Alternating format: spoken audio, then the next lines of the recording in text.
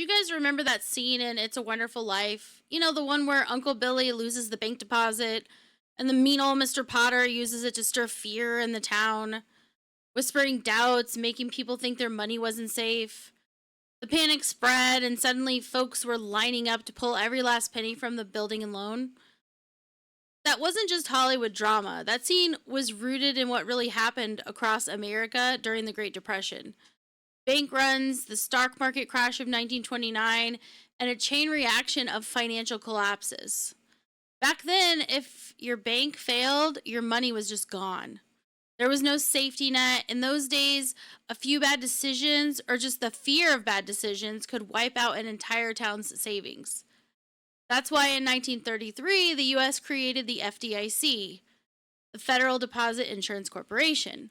Suddenly, bank deposits were insured by the federal government. It wasn't about big government overreach, it was about preventing total financial meltdown. It was about making sure fear didn't crash the entire system in a week.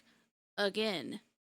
Once the government became the backstop, guaranteeing people's money in banking, it also gained a say in how banks do business.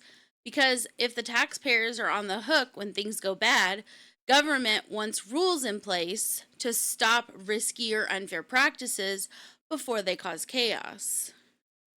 With the government stepping in to tell banks how to do business, it's not the same exactly as them telling like a private business to do things a certain way. I don't really like Trump as a person. I'm going to cheer for my country, right?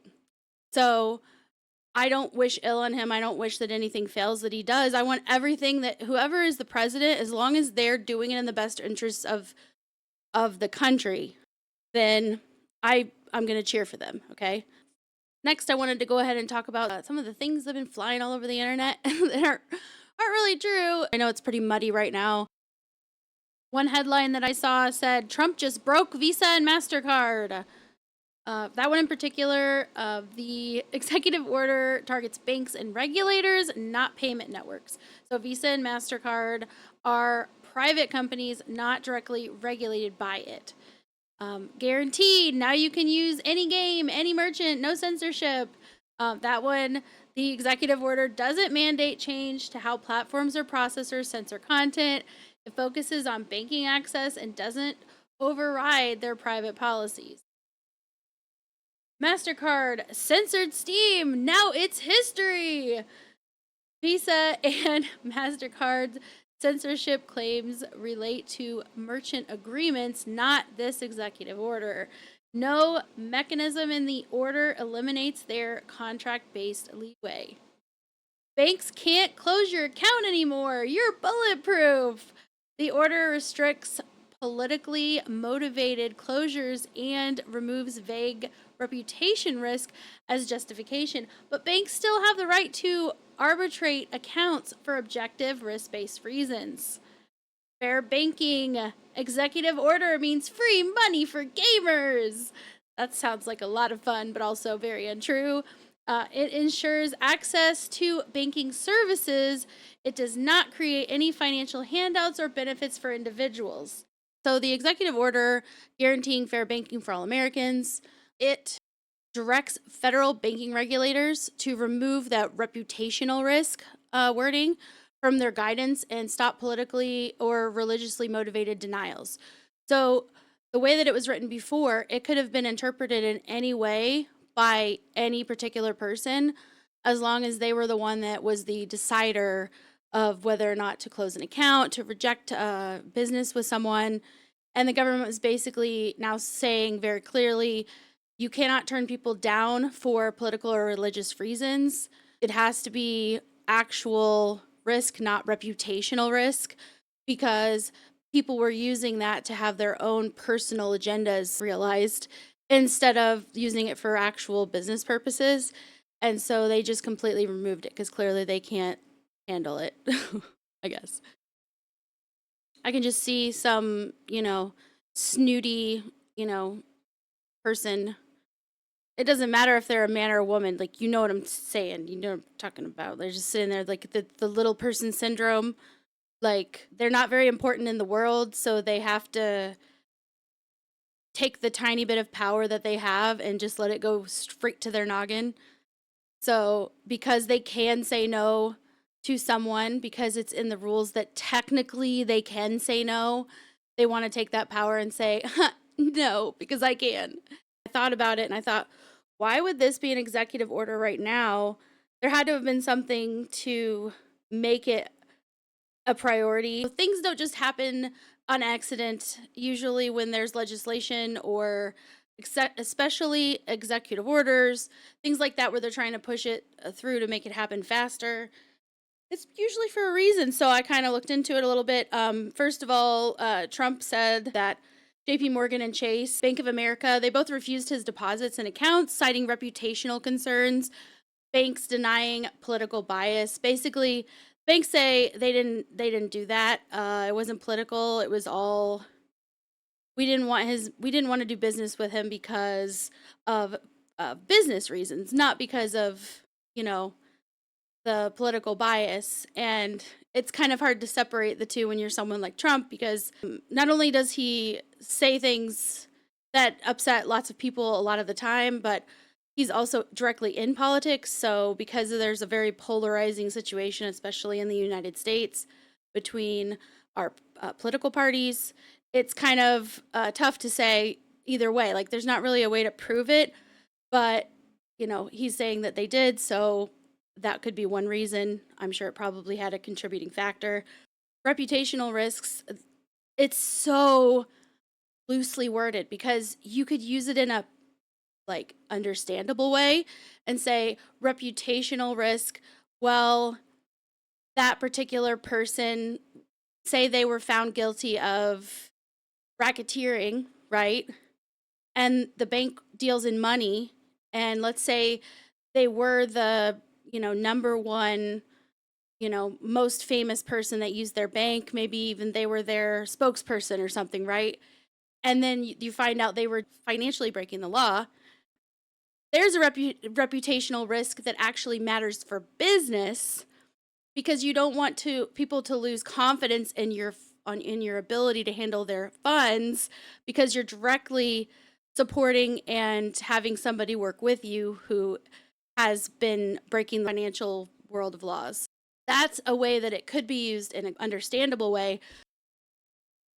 The banks are also claiming they were being micromanaged to follow the vague rules. And so whoever was going to do the auditing, basically, that was going to decide or dictate. That's pretty dangerous if you think about it. I was working at the IRS, and things were vague. If something was vague, it was scary, because at a certain point, when I was getting ready to leave to move to be with Snide, they were starting to implement some changes, and part of that was that you were going to be audited by someone in a totally different department, meaning they didn't actually know how to do your job. They were just going to use the manual, which that manual is just pages and pages and pages. Oh my God. Very specific rules. But the problem is that sometimes certain parts of the manual would contradict other parts of the manual, and maybe it wasn't clear what things would trump other things based on a specific situation versus the overall general tax situation you were working with. It can be really scary when things are not clear on what's expected of you, and then you don't know who's going to be auditing you, and then you get someone who thinks differently than what you were thinking when you deciphered what the rules said. And also, in that case, it was extra scary because they said you wouldn't really be able to rebut if they said, well, you went against this rule, and they could, point the rule out. You couldn't say, hey, but I was looking at this other rule. It didn't matter. If there was a rule that went against what you did, you'd get dinged, and it's pretty scary. It was pretty ridiculous, actually. I can completely relate to the situation. I kind of feel for the people at the banks now that I've, looked into this more, that they were in that kind of a situation to begin with. Is that's the kind of thing that can leave you crying when you go home every day, because you're just so stressed, not knowing where you stand at any given time, not knowing if the decisions you made were the right ones, or if you're going to get in trouble for them. Nobody should live like that. So I'm glad at least that it's been very clear. I don't have to wonder, was that the decision that my supervisor would have, had me choose? Would they have been okay with that? Because at the end of the day, when you're doing a job, you have to make decisions all day long. And you can't have somebody holding your hand all the time, but they sure as heck do like to Monday morning quarterback you sometimes. And also, the Trump organization did sue Capital One for closing 300 accounts after January 6th of 2021, the incident, if you will, in the Capitol, and they won't comment on it further. So I'm sorry, but usually if you're quiet about something like that when you're accused, it's basically you probably did it, unless it's like a nobody saying it. But I don't think the Trump organization's a nobody. A little hard to side with Capital One. Closed about 300 bank accounts that the Trump organization had and its affiliates, things from closed hotels, golf courses, commercial buildings. And I mean, talk about crippling a business. In March of this year, it was filed in Miami-Dade Circuit Court in Florida, but the case was transferred to the U.S. District Court for Southern District of Florida. Capital One is filing a motion to dismiss, which is pretty typical. They're claiming that basically they're saying, well, we could do it because it says we could do it whenever we want. No, we definitely didn't do anything that we weren't supposed to be doing, so you can't really do anything about it.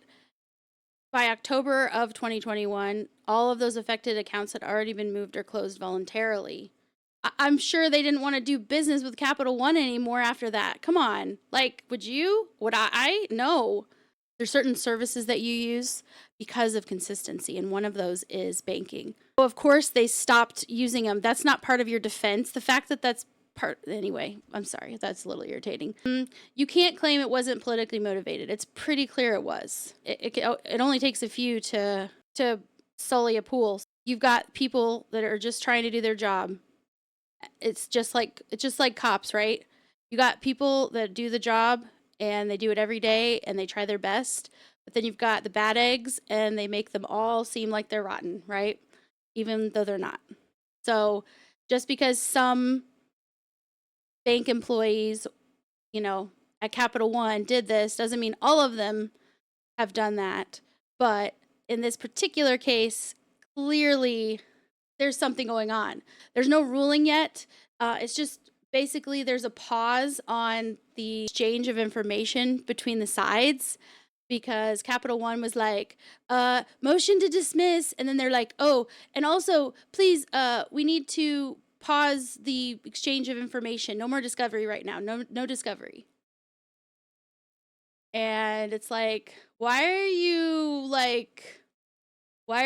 acting like that? What you hiding? You guys got people in the back that are shredding shit? Did you find out that it wasn't so innocent? I'm just curious. I don't know. Just peeking over the edge. Honestly, this case is probably a major reason why Trump pushed that through. And he's not the only one that's happened to.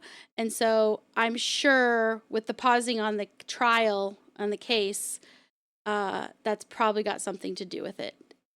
I would guess. And evidently other parts of the world aren't immune to this same sort of discriminatory decision making that some banks take part in, including Nigel Farage. He is a political figure in the UK, and the bank Coots or Couts, I'm not sure how to say it, but they closed his accounts, and there's certain protocols they're supposed to go by just by the rules internally at their bank for, going through a process when there's complaints and so forth to cancel accounts, and they bypassed them and basically just closed his accounts. So there's a whole situation going on with that. The backlash from the UK's Financial Conduct Authority, or the FCA, they reviewed the situation and how it was handled, and it actually led to the resignation of both Coots' CEO, Peter Flavel, and NatWest Group CEO, Allison Rose. So it's not something to be taken lightly, and it looks like we're not the only country that does take it seriously. Can I just say that, isn't it kind of funny that just like us gamers to have something like this happen. And, you know, immediately we see the executive order and we're like, oh my God, it's about us. Guess what? It's not about you. On the one hand, it's like, wow, talk about taking care of something that directly impacts you. But on the other hand, banking affects everyone. So it's not like it's a special thing that he just happens to be part of. And it might be one of those things that until they got deeper into the situation, he didn't even necessarily realize what their regulations looked like or what their guidelines looked like. And now that he knows, he's like, oh, no, no, no, no. So, like, take it for what you will. Everyone make your own decisions, make your own choices on what you think of that information.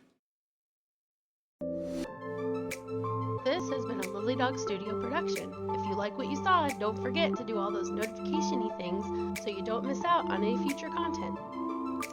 Big news, Lily Dog Nation. Our old site, Jiffy Talking, has officially been rebranded to lilydognation.com, bringing our whole community together under one banner.